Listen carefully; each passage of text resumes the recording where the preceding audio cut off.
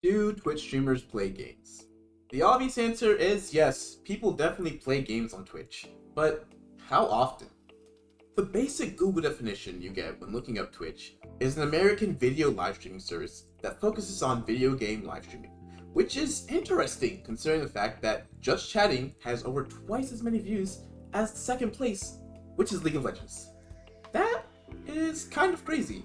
Not only that, I've started to notice that a lot of big streamers tend to spend way less time playing video games and way more time watching Gordon Ramsay, gambling, hosting events, and doing whatever this is.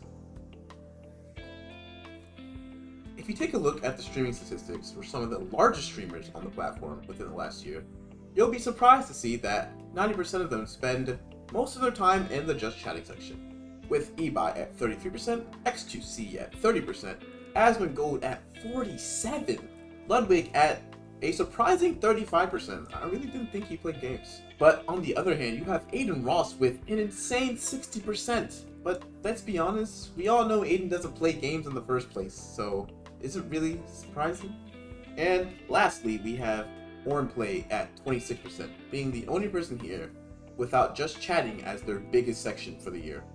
Now, if you go on to look at female streamers, the percentages are even higher, with Iron Mouse at 70%, Pokimane at 46%, Shy Lily at 43%, and Amarith with, well, it looks like she only plays games 9% of the time. And 4% of that is Just Dance, so take that as you will. The stats don't lie. Most streamers tend to spend much less time playing games, and much more time in just chatting and reacting. Don't get me wrong, there are still big streamers who spend most of their time gaming. Guys like Shroud and Summit are playing game at least 90% of the time, but it seems like they're in the minority. The most interesting fact is that if you go back 3 years to 2019, the percentages for games played rises for 8 out of 10 of the mentioned streamers, not including Shroud and Summit. And if you go back even further to 2018, it becomes immensely skewed in favor of games. For everyone on this list, well, besides Amarith, it doesn't look like she ever played games. It's just kind of not her thing, you know? However, the Just Chatting category didn't release until late 2018.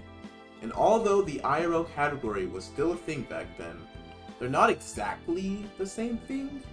Just Chatting encompasses way more than IRL did, so you can't really put them together as the same thing. Therefore, the data past 2018 is a bit skewed in favor of games, and for that fact, I won't really be using it here. With all that said, do I believe there's a problem with Twitch turning more and more away from games as the years go on? No, not really. Games will always be prominent on Twitch, as it's what built Twitch up in the first place. And if people want to stream their reactions or just talk to their chat all day, they should be allowed to. Although I do feel like allowing softcore porn when you ban people for every little small thing might be a little out of pocket, but that's another topic. I do, however, think Twitch should probably rebrand into a normal streaming site eventually. At this point, it's just YouTube, but you only live stream. And it's kind of a bit capped to advertise your website as a video game streaming website when your most watched category has nothing to do with video games. But that's just my opinion.